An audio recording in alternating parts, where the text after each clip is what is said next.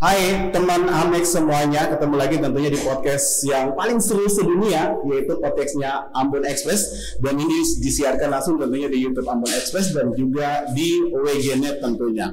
Nah, publik pasti tahu kalau melihat tayangan ada seorang anggota DPR RI, saya katakan seperti itu, nangis mewek untuk memperjuangkan Maluku sebagai lumbung ikan nasional. Banyak hal, bukan lumbung ikan nasional saja, tetapi juga kepentingan masyarakat Maluku tentunya. Nah, kalau kita udah berbicara soal yang mewek-mewek itu, selain si ibu yang mewek, si bapak ini juga mewek. Saya nggak tahu kenapa mewek ya, tapi jawabannya akan kita bahas di sini. Tentunya kita akan ngobrol asik dengan tamu kita di podcast Ambon Express, yaitu Henry Ishak Lewerisa. Apa kabar Pak Henry? Alhamdulillah kabar baik, puji Tuhan, Bang Jen. Udah senyum-senyum nih pas saya bilang tadi ada yang mewek. Pak Hen, ini kita ngobrol dulu nih soal yang namanya perjuangan Pak Hen dan teman-teman yang ada di Senayan, tentunya untuk kepentingan Maluku sendiri. Dalam perspektif seorang Henry Lewerisa, Maluku itu dibandingkan dengan provinsi lainnya di Indonesia seperti apa sih sebenarnya? Ya, baik. Yang pertama, Bang Jen, saya mau menyampaikan terima kasih ya. Punya kesempatan yang luar biasa diundang dalam podcast Ambon Express di siang hari ini. Kesempatan yang baik bagi saya sebagai anggota DPR RI dari Maluku untuk bisa menyampaikan kepada khalayak ramai apa saja yang telah kami lakukan dan sementara lakukan dan akan dilakukan nanti di lembaga DPR RI. Ya. Jadi pertanyaan Bang Jen menarik sekali sebenarnya. Memang sebagaimana kita ketahui, saya ini satu dari 4 anggota DPR RI mewakili Maluku, dan kita tahu bahwa anggota DPR RI itu kan berjumlah 575 anggota. Nah, kalau 4 orang di antara 575 anggota kan sangat sedikit sekali. Dan DPR RI punya 11 komisi dan sekian alat kelengkapan. Jadi memang bisa dibayangkan betapa tidak mudahnya memperjuangkan kepentingan rakyat dan daerah Maluku di pusat ya, terutama di lembaga DPR RI. Tetapi kalau mau secara tegas menjawab pertanyaan Bang Jen tadi, ya sebenarnya kita tahu bahwa Maluku adalah bagian dari NKRI yang luar biasa, berjasa dalam pendirian negara ini. Dan juga karena Maluku, kita tahu bahwa konstelasi geopolitik itu berubah ratusan tahun yang lalu. Karena Maluku, bukan karena sekarang ya, dari dulu ya. Ketika terjadi eksplorasi dan upaya mencari rempah-rempah ke wilayah timur, itu sasarannya adalah ke Maluku. Dan oleh karena itu maka dunia ini berubah karena Maluku. Dunia berubah karena Maluku. Dan kita bersyukur sebagai orang Maluku, kita dianugerahi sumber daya alam yang berlimpah ruah. Laut yang memiliki potensi perikanan yang sangat besar, bahkan 37% potensi perikanan Indonesia itu berasal dari wilayah-wilayah penangkapan di Maluku, yaitu Laut Banda, Laut Seram, dan Laut Arafura. Nah, jadi bisa dibayangkan betapa kayanya potensi perikanan kita. Kita belum bicara soal potensi ekonomi yang lain, misalnya alam yang indah, pantai yang permai, terumbu karang yang masih terjaga, hutan-hutan tropis yang juga relatif masih lebih baik. Ya, ini kan menjadi destinasi wisata yang luar biasa kalau bisa dikelola secara overall Maluku kaya ya Pak. Maluku sangat kaya menjadi. Nah, tetapi yang menjadi paradoks adalah kita masih saat ini kita masih menghadapi berbagai macam kendala di lapangan. Ya, kita tahu bahwa di Maluku karena ini daerah pulau-pulau, maka masalah konektivitas antar wilayah itu menjadi sesuatu yang sangat penting dan prioritas. Belum lagi kita bicara soal pemberdayaan masyarakat untuk meningkatkan kesejahteraan rakyat. Karena meskipun Bang Jen, kita juga jangan sampai kita terkesima hanya dengan kekayaan alam yang berlimpah. Tapi apa artinya juga kekayaan alam yang berlimpah kalau tidak dikelola secara baik untuk memberi manfaat kepada rakyat. Dan dikelola dengan baik dan berguna untuk rakyat, dan juga tidak mempunyai SDM yang mumpuni sebenarnya. Iya, betul, memang betul. Bang Jen, kita tidak menafikan fakta itu. Tapi orang-orang Maluku bukan orang-orang yang terbelakang dari sisi pendidikan. Ya. Kita telah mengenal pendidikan ratusan tahun yang lalu. Kita bersentuhan dengan peradaban luar, Arab, Cina, Eropa itu ratusan tahun yang lalu. Jauh sebelum suku-suku bangsa lain bersentuhan dengan peradaban-peradaban luar. Maluku ini luar biasa. Jadi kalau ada yang mengatakan bahwa kita memiliki sumber daya yang kurang, saya agak tidak setuju dengan itu, Bang Jen.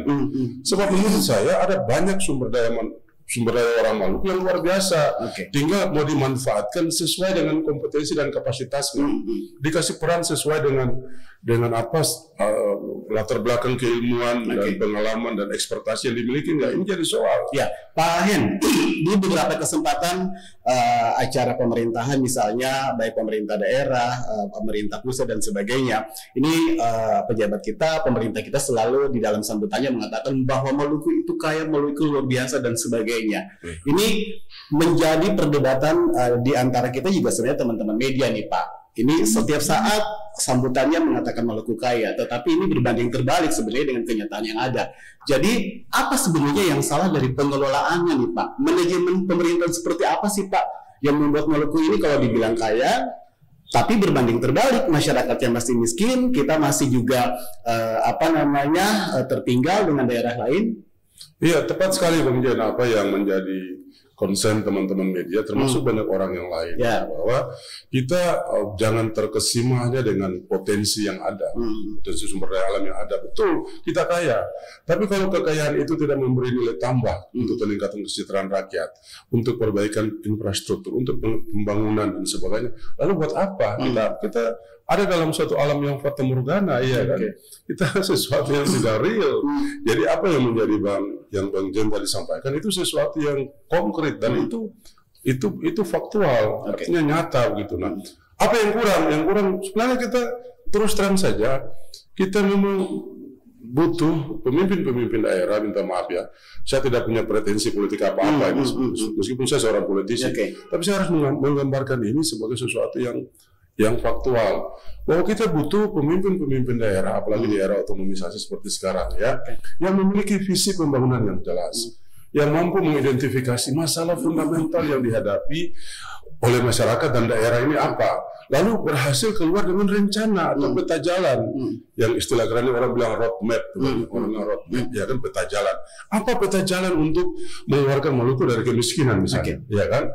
Dan kita berdasarkan data BPS kita masih urutan keempat termiskin Republik ini, ya kan? Nah, apa rencana pemerintah daerah untuk mengeluarkan provinsi ini atau kabupaten atau kota dari kemiskinan ini? Apa rencananya? Dan kalau sudah ada rencana yang jelas, nah bagaimana mengimplementasi atau mengeksekusi rencana itu menjadi suatu gerak aksi yang nyata yang memberi dampak yang signifikan.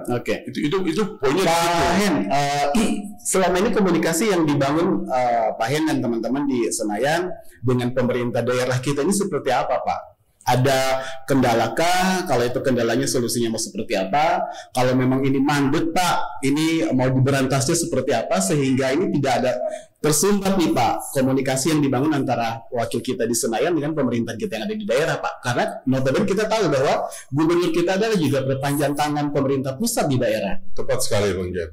Jadi sebelum menjawab itu saya mau memberi satu testimoni dulu. Setiap kali rapat di DPR, kadang-kadang teman-teman kita yang dari daerah itu pamit dari rapat dan mereka membisikkan ke saya, bro, aku pamit duluan ya, aku ada agenda ketemu Pak Gubernur di luar. Siapa Pak? Ada teman-teman dari daerah lain. Sebut nama dan Pak biar jelas. Dari daerah lain. Kita teman-teman anggota dewan dari daerah lain. Dan ketemu bupati atau wali kota. Poinnya adalah di tengah kesibukan kepala daerah mereka, ya masih ada waktu yang disisihkan untuk melakukan komunikasi atau koordinasi dengan wakil-wakil mereka yang ada di DPR RI maupun juga DPD RI. Nah, memang seperti itu Bang Jan, kita butuh satu hubungan yang koordinatif, hubungan yang sinergis untuk sama-sama kita menyatukan gerak langkah perjuangan kita. Saya percaya bahwa pemerintah daerah kita sudah bekerja keras, itu punya itu. Nah, Karena itu, karena sudah bekerja keras, mari kita bersinergi bersama-sama. Kita memadukan semua kekuatan potensi anak Maluku yang ada, lalu kita bergerak bersama-sama. Kalau kita mau berjuang secara parsial dan tidak kolektif, tidak bersama-sama, kita gerak langkahnya berbeda-beda, bahasa kita berbeda-beda, tindakan kita berbeda-beda. Kan efektivitas mencapai tujuan menjadi berkurang, ya kan menjadi. Tapi kalau kita bergerak bersama-sama, ya gerakan kita kan lebih efektif lagi. Karena itu, kita kalau bicara hubungan secara personal, kita punya hubungan baik dengan pemerintah secara personal, ya. Tetapi sebenarnya saya percaya kami lebih membutuhkan juga adalah hubungan yang sifatnya institusional antar lembaga. Jadi lembaga pemerintah daerah, misalnya kepala daerah, datang bicara dengan kami sebagai anggota DPR sehingga menyampaikan apa yang menjadi pergumulan atau tantangan atau perjuangan atau masalah. Pak Hen, sejauh ini keluhan pemerintah daerah termasuk 11 kabupaten kota yang ada di Maluku ke Pak Hen dan teman-teman di pusat itu yang krusial apa sih Pak?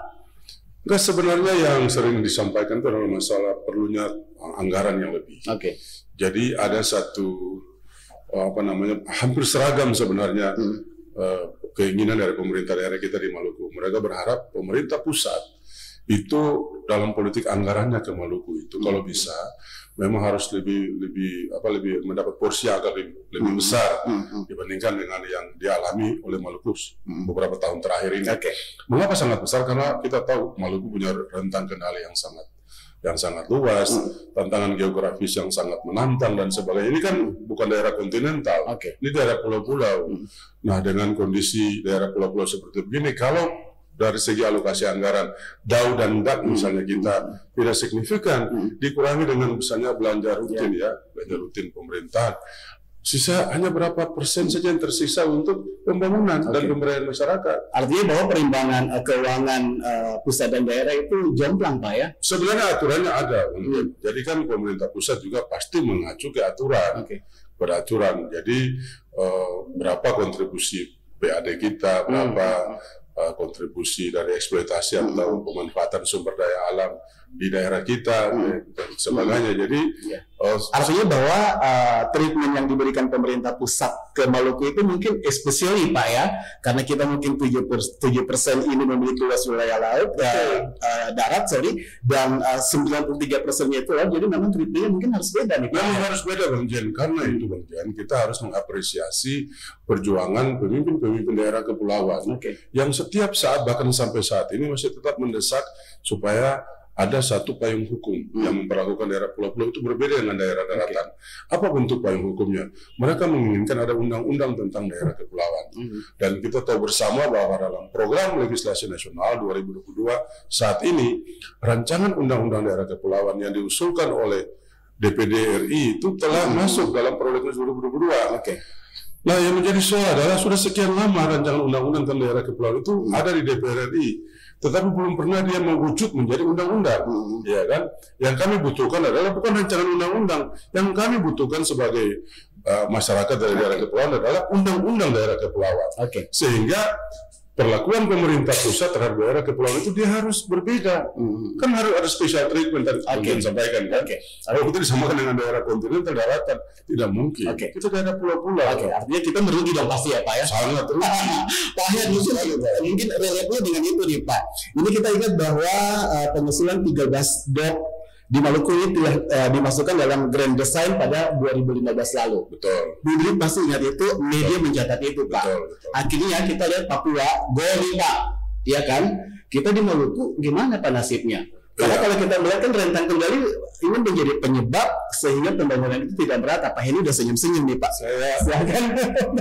Saya menduga pasti Bang Jen akan mengajukan pertanyaan ini. Saya sudah menduga tadi ya. Terima kasih untuk pertanyaan yang menarik ini Bang Jen. Jadi yang pertama saya mau sampaikan ke kita semua bahwa daerah otonomi baru di Papua yang pertama itu adalah realisasi dari Undang-Undang Otonomi Khusus. Memang perintah Undang-Undang Otonomi Khusus Papua itu adalah ada pemekaran provinsi. Itu satu. Jadi selain untuk melaksanakan perintah Undang-Undang Otonomi Khusus Papua, yang kedua adalah ini kan ada kepentingan politik hukum dari pemerintah pusat. Nah, kita tahu bahwa kalau kita baca pertimbangannya dari rencana undang-undang tentang otonomi daerah otonomi baru di Papua itu, salah satunya adalah untuk memperkuat NKRI. Ya kita paham betul apa maksud dari memperkuat NKRI. Itu artinya bahwa begini Pak Hen, posisi tawar kita mungkin lemah dibandingkan dengan Papua, atau memang ini perjuangan Pak Hen dan teman-teman ini belum maksimal, belum optimal, tidak didukung oleh pemerintah daerah sendiri, sehingga 2015 lalu itu yang udah dimasukkan sebagai grand design ini akhirnya tinggal mimpi, atau memang kita berhalusinasi Pak? Jadi begini Bang Jen, saya harus clearkan juga Bang Jen. Jadi sebenarnya karena itu saya sampaikan kenapa Papua berbeda. Kita tahu bahwa saat ini pemekaran daerah atau dari pembentukan daerah otonomi baru itu ada lagi moratorium. Apa artinya moratorium? Tidak ada provinsi lain di Indonesia yang mekar kecuali Papua. Karena itu perintah undang-undang otonomi khusus, dan itu ada kepentingan politik NKRI yang sangat mendesak di situ. Nah, daerah lain, provinsi lain juga sudah mempersiapkan usulan untuk pembentukan daerah otonomi baru, bukan cuma Maluku. Dan tidak ada yang terrealisasi. Kenapa? Karena kebijakan pemerintah pusat saat ini, moratorium itu masih berlaku. Dia tidak berlaku untuk Papua karena special case. Jadi kalau menyampaikan, ada pikiran yang menyampaikan. Apa karena Papua lebih frontal aja nih Pak Hen perjuangannya?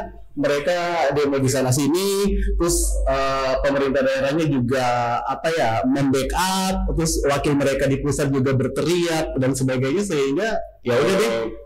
Ya, saya kira begini Pak Jan.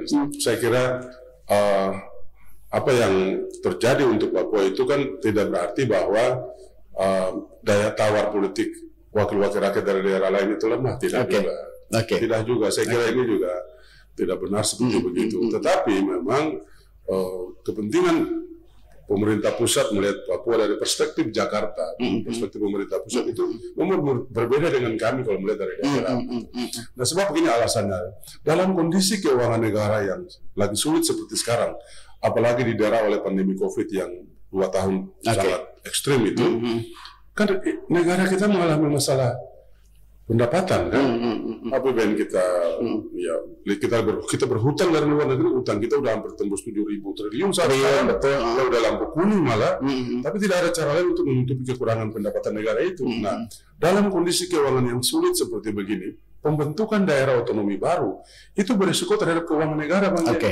Iya kan? Berisiko terhadap keuangan negara. Yang kedua adalah evaluasi pemerintah pusat juga terhadap daerah-daerah otonomi baru juga tidak semua berhasil. Ya, tidak semua daerah otonomi itu dia mekar menjadi daerah otonomi baru lalu pembangunannya cepat, masyarakatnya sejahtera. Tidak juga Bang Jen.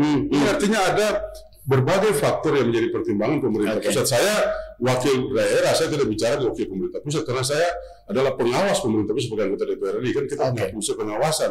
Tapi paling kurang reasoning yang disampaikan atau alasan yang disampaikan oleh pemerintah itu kita boleh tidak setuju, tapi sekurang-kurangnya kita bisa mengerti. We may disagree. Tapi artinya Pak Hen dan teman-teman boleh mengerti itu, tapi rakyat Maluku tidak akan mengerti itu, Pak. Iya, tapi kan begini, kita memaksakan kehendak. Kita harus tahu bahwa undang-undang pemekaran daerah otonomi, pemekaran daerah atau pembentukan daerah otonomi baru itu harus lewat undang-undang. Iya kan? Karena landasan hukum itu adalah undang-undang. Undang-undang adalah produk kompromi antara DPR dan pemerintah. Dari DPR kami sudah mendesak untuk ada dibuka lagi keran otonomi itu, sehingga ada daerah-daerah yang telah diusulkan untuk mekar itu bisa terrealisasi. Tapi apa artinya DPR saja kalau tidak setuju oleh pemerintah? Nah, itu dia. Itu tidak akan jadi undang-undang. Artinya ini Pak Hen, Grand Design 2015 itu ini ngambang tertinggal atau memang harus dilupakan nih Pak? Sebenarnya enggak juga. Saya kira ini masalah, menurut saya alasan yang paling fundamental itu adalah masalah keuangan negara. Artinya ini menunggu Indonesia ini dalam keadaan baik. Saya percaya kalau ekonomi kita udah recovery, lalu kita punya pertumbuhan ekonominya sudah bagus dengan indikasi-indikasi faktor-faktor fundamental ekonomi kita yang membaik. Saya yakin pemerintah pusat juga tidak akan tuli atau tidak akan juga tutup telinga, tutup mata dan telinga aspirasi daerah, karena berisiko juga terhadap stabilitas daerah-daerah dan oleh masyarakat di daerah menjadi tidak percaya dengan pemerintah pusat, menjadi banyak masalah akan terjadi, sehingga saya kira kita ya bersabar saja Bang Jen. Tapi kalau dari anggota DPR RI dan DPR RI Maluku, saya pastikan kita mendorong pemekaran, Pak. Tapi sekali lagi kita harus paham kita bersadar itu artinya menunggu sebelum 2024 tahunan teman-teman berakhir ya. Ya, perjuangan itu kan tidak ada batas waktunya Bang Jen. Perjuangan untuk kepentingan Maluku itu mestinya tidak dibatasi oleh durasi waktu. Nah, itu dia. Pak Hen, seru. Saya selalu kalau ketemu Pak Hen beberapa kali kunjungan ke kantor sini juga banyak yang kita diskusikan Pak ya. Termasuk juga mungkin Lumbung Ikan Nasional yang ini masih menjadi perdebatan sengit di dunia nyata maupun dunia maya. Betul sekali. Ini apa ya, harapan kita akan terwujud nggak kira-kira Pak untuk Lumbung Ikan Nasional ini Pak? Iya, saya masih optimis, saya sangat optimis ya bahwa realisasi mewujudkan Maluku sebagai Lumbung Ikan Nasional itu pasti akan terjadi. Jadi mungkin masalah waktu saja, kesiapan infrastruktur dasar untuk mendukung dia. Oleh karena itu ketika kalau ada video saya yang beredar tentang yang tadi Bang Jen bilang mewek, saya kira begini Bang Jen, saya juga mau betul memperjuangkan kepentingan Maluku itu kan kita sangat kita tahu bahwa sebentar saya mau tanya dulu. Itu Pak Hen nangis seperti itu, nangis Bombay dan sebagainya itu karena memang merasa bahwa saya orang Maluku, saya memperjuangkan ini dengan hati nurani saya yang tulus, apa memang Pak Hen drama mempertontonkan itu aja supaya mereka tahu bahwa kita bekerja sebenarnya? Enggak, saya tidak memiliki bakat menjadi seorang aktor sebenarnya. Jadi saya tidak sedang bersandiwara. Saya menyampaikan sesuatu yang saya rasakan dan saya alami. Jadi begini, ada banyak pilihan aksi sebenarnya. Orang bisa berbicara dengan nada yang santun tapi sangat mempengaruhi secara persuasif. Orang bisa bicara dengan nada yang keras, dengan emosional, banting kursi, emosional dan secara emosional dan sebagainya. Ini pilihan-pilihan sikap gitu. Saya mengambil pilihan sikap yang lebih elegan dan terdidik. Menurut saya, kalau saya misalnya harus menyampaikan pikiran, aspirasi, kepentingan Maluku di forum yang terhormat itu, harus banting patah mic ke seluruh harus banting kursi. Saya tidak mau, kenapa Bang Jen? Karena kan saya tidak mau ada stigma orang di luar sana terhadap orang Maluku. Seolah-olah kami ini identik dengan kekerasan, identik dengan kasar dan sebagainya. Saya mau menunjukkan kepada publik di Indonesia dan di mana saja bahwa kami orang-orang Maluku juga orang-orang terdidik. Kami orang-orang beradab, kami juga santun berkomunikasi. Pak Hen, jadi saya bukan sedang bersandiwara. Itu karena keluar dari hati saya tidak sanggup lagi menahan kesedihan itu. Tapi saya sempat Pak itu Ibu Sadia, setelah itu Pak Hen itu menjadi topik diskusi kita juga Pak, saat kita ngopi-ngopi dengan beberapa teman, komunitas dan sebagainya. Ada pro kontranya Pak. Bagi mereka bahwa ngapain sih nangis? Nah, itu kerja mereka memang harus memperjuangkan kita supaya lebih maju, ya kan? Ngapain juga nangis? Kelihatan cemen di depan kamera. Masa sih sebagai anggota DPR RI yang terhormat segitu aja sampai nangis? Gitu. Iya, jadi banyak perdebatan pada akhirnya. Saya bisa mengerti itu Bang Jen. Saya juga tidak mungkin mengharapkan orang semua setuju dengan sikap atau pilihan aksi kita ketika kita mengemukakan pendapat di forum rapat paripurna DPR RI ya. Saya juga tidak mengharapkan itu terjadi. Tapi maksudnya begini, Bang Jen.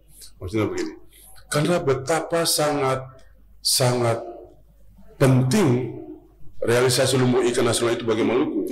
Maka memperjuangkan itu betul-betul perjuangan dengan seluruh jiwa raga gitu. Dan itu sangat mengharu biru perasaan saya sekali. Masa kita daerah yang punya potensi perikanan memberi kontribusi 37% bagi potensi perikanan nasional, masa kita tidak diperlakukan khusus untuk mengelola perikanan kita, ya kan? Dan seolah-olah terkesan pemerintah pusat sepertinya belum merespon secara sungguh-sungguh apa yang kita kehendaki. Nah ini kan membuat kita, apa saya harus marah Bang Jen? Apa saya harus mengamuk, menunjukkan karakter saya sebagai orang Maluku? Kan nggak perlu. Oke. Saya juga, saya bilang saya menunjukkan kepada khalayak publik nasional bahwa kita orang Maluku, kita orang-orang terdidik. Kita juga berperadaban, kita juga bisa berkomunikasi dengan cara yang santun. Kalau itu ada titisan air mata yang keluar, itu memang ekspresi dari rasa saya, kita tidak bisa bendung lagi. Karena itu masa saya sudah tertawa. mungkin karena itu secara emosional dan Maluku tanah air beta mungkin Pak ya. Pak Hen, jadi ini yang terupdate nih Pak, yang paling baru. Apa perkembangan terbaru dari perjuangan pendidikan nasional Pak? Karena ini masih ada perdebatan juga nih Pak. Ada yang bilang bahwa kita harus menunggu karena perjuangannya masih lama. Ada yang bilang bahwa ini sebenarnya butuh sinergi dengan dunia usaha, sehingga nanti di bulan depan nih Pak, ini ada seminar nasional yang akan dilakukan di sini Pak, di Unpati. Pak Luhut hadir, Pak Bahlil dan juga beberapa menteri bakal hadir di sini Pak untuk bagaimana lembaga nasional itu lebih jelas lagi seperti itu. Iya, saya kira yang terbaru apa nih Pak? Ya, saya kira kalau forum itu bisa terjadi, itu menjadi kesempatan penting bagi rakyat Maluku untuk mengetahui perspektif pemerintah pusat terkait dengan realisasi Maluku sebagai lembaga nasional. Kalau saya memang perikanan itu adalah mitra dari Komisi 4, yaitu ada Ibu Sadia, ada di situ. Saya Komisi 6, tapi seringkali ada diskusi di antara kita. Yang saya tahu dari hasil diskusi kelompok kita bersama biasanya begitu, atau kita kan punya grup ya, sering sharing perkembangan soal lembaga nasional. Memang kami berwalaupun itu menghendaki pembangunan lembaga nasional itu tuh sepenuhnya di cover oleh APBN.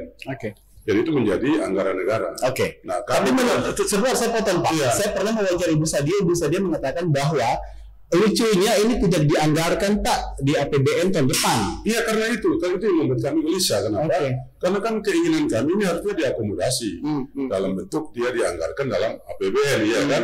Tapi kan Pak Jokowi telah memberi statement beberapa waktu yang lalu. Kalau bagian kalau sempat ikut ya, Pak Jokowi malah mengundang investor untuk termasuk juga membangun Ambon Newport, kan? Betul.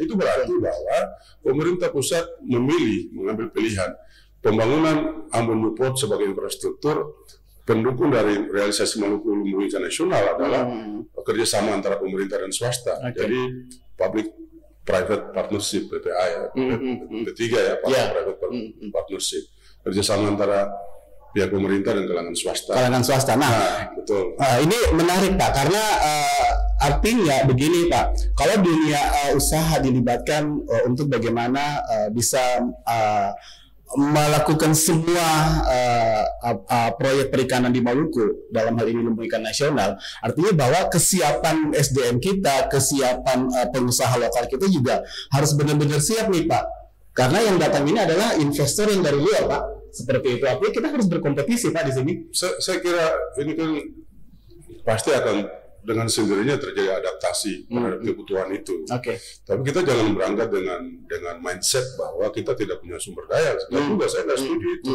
Kita punya sumber daya. Kalangan swasta lokal kita juga menurut saya juga akan siap saja. Yang penting peluang itu terrealisasi, ya kan? Kalau itu sudah ada, kan bisa bekerja sama dalam dunia usaha atau dunia bisnis itu, berpartner dengan mitra strategis itu sesuatu yang lazim, sesuatu yang biasa saja. Tetapi jangan pernah kemudian kita menjadi pesimis, seolah-olah sumber daya kita tidak siap, seolah-olah kalangan SDM kita lemah, swasta lokal kita tidak siap. Menurut saya kita siap. Yang penting wujudkan dia, wujudkan dia sehingga ada kepastian untuk Maluku. Karena itu sekali lagi saya mau katakan bahwa sebenarnya teman-teman anggota DPR RI dan DPD Maluku ya, saya percaya betul kami itu menghendaki awalnya itu tuh di cover oleh anggaran negara. Bukan berarti kami anti swasta, tidak sama sekali. Tidak sama sekali. Tapi menurut kami begini, kalau itu di cover oleh anggaran negara itu kan berarti menjadi dikelola oleh pemerintah. Sehingga nilai tambah yang bermanfaat secara ekonomi itu kepada masyarakat dan kepada negara. Kalau kepada swasta tidak masalah, tapi swasta itu kan tentu adalah hitung-hitungan ekonomi untuk keuntungan itu kan menjadi pertimbangan yang dominan, bukan pertimbangan pelayanan publik. Kalau pemerintah berbeda. Kalau pemerintah public services consideration itu yang utama. Jadi pertimbangan pelayanan umum itu yang penting masyarakat. Cari keuntungan, syukur-syukur kalau untung, asal jangan rugi ya. Kalau itu ya syukur alhamdulillah, puji Tuhan. bisa jangan rugi, tapi sama. Yang penting manfaat untuk masyarakat itu dirasakan langsung. Kalau swasta Bang Jen kan tahu kalau swasta kan. Saya sekali lagi ya, saudara semua ya baca. saya bukan anti swasta bukan sama sekali. Tapi menurut saya lebih baik infrastruktur penting dan vital bagi masyarakat. Artinya dari pemerintah juga harus pro kepada pengusaha lokal Pak ya, seperti itu ya. Nah, saya mau tanya, bagaimana nanti kesempatan BUMN Pak untuk ikut terlibat di dalam proyek Lumbung Ikan Nasional nanti Pak? Nah, karena itu kalau menurut kami negara tidak harus pemerintah, bisa juga lewat badan usaha milik negara, kan? Nah, kita berharap badan usaha milik negara itu terlibat. Kan kita punya badan usaha milik negara sektor perikanan ada, namanya Perindo, kan? Merger antara Perikanan Nusantara dan Perikanan Indonesia, sekarang bernama Perindo. Nah, kita juga punya BUMN karya-karya yang biasa membangun infrastruktur, biasa membangun pelabuhan, biasa membangun jembatan, biasa membangun segala hal. Ada banyak badan usaha milik negara kita yang siap saja dan memiliki dana yang memadai, yang penting dikasih kesempatan. Masalahnya sekarang saya sebagai wakil rakyat Maluku mau menantang pemerintah pusat, kapan itu direalisasi. Jadi kita jangan juga hanya dikasih harapan-harapan yang tidak konkret. Kita tidak bisa bersandar kepada harapan-harapan yang tidak konkret. Nah, jadi saya merasa seperti begitu Bang Jen. Pak Hen ini memperjuangkan kesejahteraan rakyat Maluku ini kan sebenarnya juga butuh kerjasama, kolaborasi dan sebagainya. Saya mau nanya nih Pak, agak pribadi dikit, Pak Hen tidur satu hari berapa jam sih Pak? Ini pertanyaan sangat menarik nih. Bang Jen, saya berusaha. Saya berusaha itu sebenarnya sekurang-kurangnya di situ, setiap malam saya bisa tidur sekurang-kurangnya paling minimal tuh 6 jam, itu sudah bersyukur banget. Kalau 6 jam itu? 6 jam itu udah bersyukur karena pengalaman pribadi saya kalau tidur 6 jam saya merasa fisik saya lebih fresh dan psikologi saya lebih bagus. Kalau saya tidur kurang dari itu, 4-3 jam, saya merasa ada pengaruhnya ke fisik dan psikis saya. Ada pengaruh.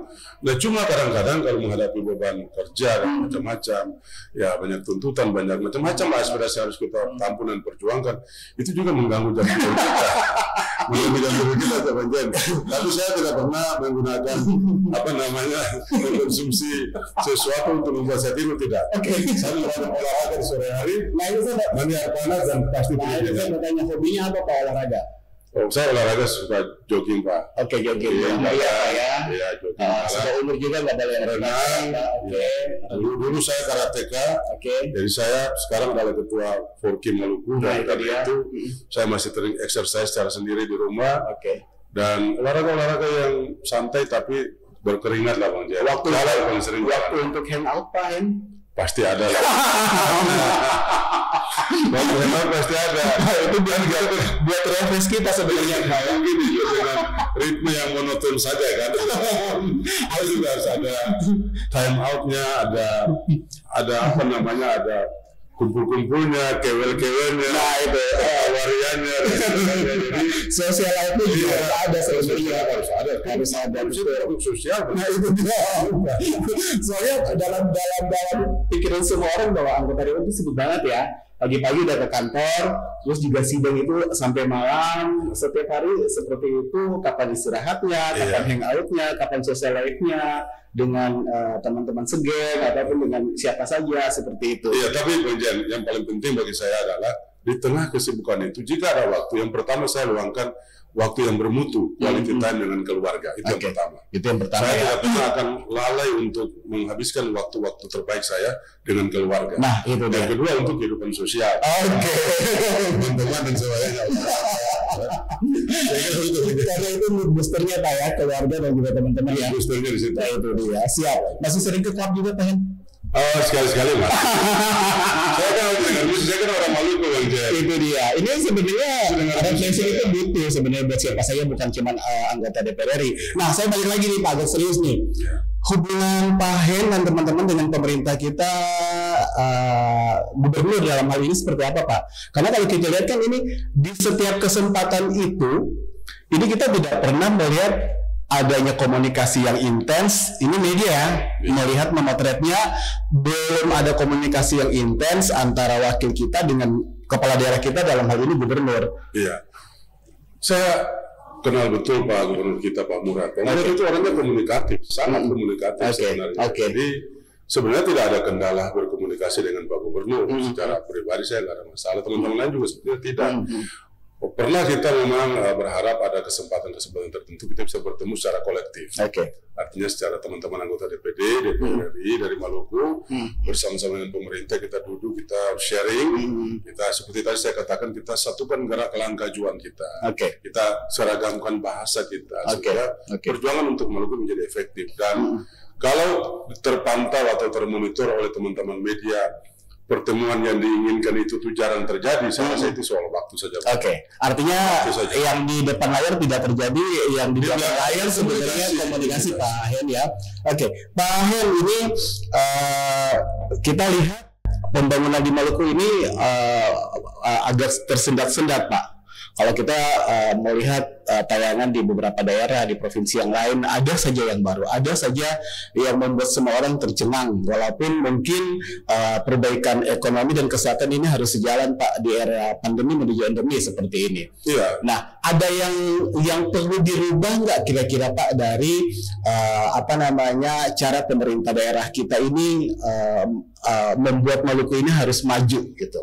Ya Bang Jan, kalau kita tidak bisa membandingkan Maluku dengan daerah lain yang dipandang lebih maju ya, dia agak apple to apple menurut saya. Sebab apa? Kita kan daerah kepulauan, gugus pulau yang rentang kendalinya dan tantangan geografisnya luar biasa berat gitu. Dan kita memang perlu kerja lebih keras lagi dari seluruh stakeholder ya, bukan cuma pemerintah, tapi berbagai kalangan, termasuk kami anggota dewan, kalangan akademis, kampus, media, masyarakat dan sebagainya. Nah, tetapi menurut saya memang memacu percepatan pembangunan itu satu di antara beberapa syarat yang menurut saya penting adalah merencanakan perencanaan pembangunan yang betul-betul solutif. Artinya kita merancang program-program pembangunan sebagai jawaban atas masalah yang kita hadapi, ya kan?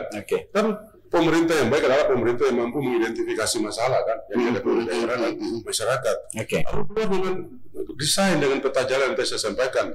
Nah, kalau sudah ada itu tinggal memastikan itu tereksekusi secara baik. Jadi dia terlaksana, teraplikasi sampai ke level operasional di lapangan. Jadi nggak ada budaya asal bapak senang, ya kan? Kalau budaya asal bapak senang, biasa sebagai pimpinan kita merasa segala sesuatu itu baik-baik saja, everything is okay, everything is fine. Padahal di lapangan nggak ada yang oke, nggak ada yang fine. Karena itu bagi saya selain memiliki rencana yang sifatnya solutif atau program yang sifatnya jalan keluar itu, memastikan sebagai seorang pemimpin memastikan bahwa itu tereksekusi atau terlaksana sampai ke level operasional lapangan dan memberi manfaat langsung ke daerah dan masyarakat di Maluku. Saya kira begitu. Jadi sekaligus di podcast kita kali ini Pak Hen menepis hubungan yang tidak baik dan tidak harmonis antara Pak Hen dan teman-teman di DPR RI perwakilan Maluku dengan pemerintah kita di daerah dalam hal ini gubernur seperti itu ya Pak Hen ya. Iya, saya kira itu otomatis terklarifikasi ya. Jadi kan kita memiliki agenda yang berbeda-beda, dan karena itu jadwal kegiatan kita berbeda-beda dan waktu kita berbeda-beda. Nah, menyatukan waktu antara kami di legislatif di Senayan, baik DPR maupun DPD dan pemerintah daerah ini kan kita perlu waktu yang fix nih. Nah, tapi kita berharap ke depannya nanti Bang Jen kalau bisa memang ada komunikasi yang terjadi itu lebih intensif lagi. 2024 ini tinggal setahun lagi nih Pak. Kita di pertengahan tahun udah memasuki 2023. Setelah itu 2024. Pak Hen yakin dan teman-teman bisa selesai Pak masa tugas dengan gemilang memberikan sebuah hadiah yang terindah bagi masyarakat Maluku Pak dengan perjuangannya di sana. Saya begini Bang Jan, saya ini kan orangnya sangat optimis, tapi saya juga realistis. Realistisnya apa? Menurut saya kan dunia hadapi masa paling sulit ketika kita didera oleh pandemi COVID. Baru selesai dilantik tahun 2019, awal 2020 Indonesia sudah menghadapi pandemi COVID dan itu berlangsung bahkan sampai sekarang. Dan kita mengalami tantangan yang tidak mudah. Dan semua orang mengalami, dunia juga alami, semua negara di dunia juga mengalami itu. Apalagi Indonesia, apalagi Maluku. Ya, saya kira dari sisi melaksanakan tanggung jawab sebagai anggota dewan secara baik, saya percaya teman-teman semua kita melaksanakan dengan baik. Bahwa soal capaiannya itu dirasakan langsung oleh masyarakat atau daerah atau atau daerah, saya kira itu kembali berpulang ke masyarakat yang memilihkan untuk menilai. Tapi tolong nilai kami secara wajar. Jangan juga menaruh harapan yang juga terlalu berlebihan kepada kami, karena terus terang saja harus jujur saya sampaikan, jumlah kita cuma 4 orang dan komisi kita ada 11. Hari ini kita hanya ada bergabung cuma di 3 komisi, komisi 4, komisi 7 dan komisi 6. Berarti ada 8 komisi tidak terwakili oleh Wakil Maluku dan sekian barang alat kelengkapan yang lain. Jadi saya kira meskipun sedikit, kami tetap akan menjadi minoritas yang kreatif. Ngomong soal kreatif, saya mau nanya nih, Pak, semua kebanyakan nih Pak, saya follow beberapa anggota DPR RI dengan media sosialnya. Pak Hen pakai media sosial nggak Pak secara pribadi atau private Pak? Apa ini dikelola oleh admin sendiri? Terus terang, kalau saya sendiri tidak memiliki media sosial pribadi. Yang ada cuma hanya grup WA. Itu saja. Jadi yang lain itu dikelola teman-teman. Ada Banjir temukan di medsos itu ada postingan HL, ada grup-grup HL atau jual HL, apa namanya, terus berjuang untuk Maluku, itu teman-teman yang kelola. Nah, jadi ditegaskan di sini ya, kalau ada yang DM kalian dengan akun bernama Hendrik Izzat Rewerisa, jangan dipercaya. Itu ya Pak ya? Karena adminnya ini kan bukan Bapak sendiri kan, ini kan dikelola sama teman-teman. Iya betul. Mengatasnamakan pribadi kan juga yang Ibu Irma ya. Tuh Ibu Irma juga udah oke kan di situ. Tapi sepanjang ini Bang Jen saya pantau medsos itu masih positif, masih wajar. Ya, artinya ini kita juga preventif Pak ya, karena kan ada juga sebenarnya oknum-oknum tidak bertanggung jawab memanfaatkan sosmed itu atas nama misalnya pribadi seseorang Pak. Betul. Ya kan, bahkan ini juga terjadi di beberapa orang sih Pak, pejabat, kalangan pejabat, anggota DPR RI dan sebagainya. Pak Hen, ini saya punya pertanyaan. Biasanya kalau di podcast saya Pak, ini selalu ada pertanyaan jebakan, ada pertanyaan yang langsung dijawab dan ataupun dalam ingatan. Saya mau nanya Pak Hen nih, langsung dijawab Pak ya. Tinggal Pak Hen saya kasih pertanyaan langsung dijawab Pak. Jadi politisi lagi atau jadi gubernur Maluku? Langsung dijawab Pak. Pertanyaan menarik sebenarnya nih. Sebenarnya saya mempersiapkan diri Bang Jen. Untuk terus berjuang bagi Maluku. Jadi teman jual apakah HL itu di DPR RI, berjuang di media perjuangan yang lain, ya Tuhan yang tahu lah. Tuhan yang tahu lah. Ya. Saya bingung sendiri jawabannya apa. Jadi teman gitu, teman yang HL itu kayaknya begitu Pak. Yang penting kita terus mau berjuang untuk Maluku yang lebih baik. Itu yang paling penting. Soal media perjuangan itu apakah menjadi anggota DPR RI, atau menjadi pengusaha, atau menjadi profesional, atau menjadi sukarelawan aktivis, itu soal pilihan. Ya Pak Jan ya, menjadi kepala daerah itu juga soal pilihan. Saya kira itu yang bisa saya respon ke Bang Jan. Nanti apa namanya, teman Anex silakan aja mengkondisikan seperti apa jawaban si Bapak ini ya. Satu lagi nih Pak, sahabat atau teman nongkrong? Iya, Bang Jan, saya biasanya tidak melupakan teman-teman masa kecil saya. Teman-teman sekolah saya, SMP, SD, SMP, SMA, kampus. Jadi lingkungan pergaulan saya, Bang Jen, kalau saya ke Ambon sini, pasti saya bertemu dengan teman sahabat-sahabat lama saya, dengan tetangga-tetangga juga demikian. Ada beberapa sahabat baru yang menjadi sahabat akrab sekarang, tapi dari sisi jumlah lebih banyak sahabat-sahabat lama. Begitu ya? Iya, teman-teman lama. Kalau ada pepatah bilang begini, Bang Jen, cuaca bang kawan baru, jangan lupa bang kawan lama. Kalau dapat kawan baru, jangan lupa kawan yang lama. Tepuk tangan dulu Pak. Semoga ada tepuk tangan Pak. Ada lagi nih Pak Hen. Teman menteri atau masyarakat Maluku? Teman menteri. Teman menteri, kenapa Pak? Teman menteri. Maksudnya teman menteri apa? Artinya Bapak pilih teman menteri apa masyarakat Maluku Pak? Masyarakat Maluku. Masyarakat Maluku. Saya siap untuk memiliki relasi yang buruk dengan siapa saja asal untuk kepentingan Maluku. Saya siap dan saya mau mengambil risiko itu. Dengan siapa saja Bang Jen. Bahkan dengan keluarga pun saya siap untuk menerima konsekuensi punya relasi yang buruk kalau itu demi untuk memperjuangkan kepentingan Maluku. Oke, jadi pilihannya adalah masyarakat Maluku. Masyarakat Maluku dengan menteri ya. Ya tidak harus bermusuhan dengan menteri, tapi kalau untuk kepentingan Maluku, kalau kita harus berbeda, kenapa tidak, Bang Jen? Kenapa tidak harus untuk kepentingan Maluku ya, Bang Jen ya? Oke, ini pertanyaan terakhir Pak. Harus ada jawaban yang pasti nih Pak. Iya. Hidup bahagia sebagai seorang gubernur atau hidup bahagia sebagai seorang pengusaha? Dua-duanya Bang Jen. Gak bisa. Pak. Ada prioritas sebenarnya begini, seorang pengusaha yang baik, biarlah dia menjadi pengusaha yang baik. So kalau dia kemudian harus terjun ke sektor publik, menjadi kepala daerah atau menjadi pelayan publik, tidak terjadi benturan kepentingan kan, jadi sebenarnya tapi kalau memang harus dia hijrah menjadi pejabat publik sebagai kepala daerah atau apapun juga itu jabatannya, dia harus pisahkan antara kepentingan pribadi dan bisnis dia dengan kepentingan dia sebagai kepala daerah, sebagai pelayan publik. Artinya bahwa pertanyaan terakhir tadi dengan pertanyaan pertama itu relate-nya ada Pak ya?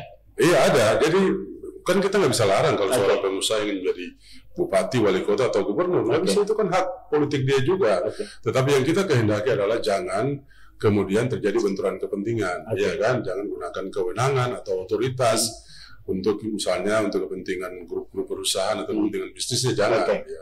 Saya kira itu yang saya kehendaki. Saya lupa nih Pak, ada terakhir ini pas saya kemarin WW sama Bapak, terus tiba-tiba kita ngumpul sama redaksi. Ini pertanyaan titipan dari redaksi nih Pak sebenarnya. Kalau Pak Hen akan maju sebagai calon kepala daerah Gubernur Maluku, pasangan yang pas siapa Pak?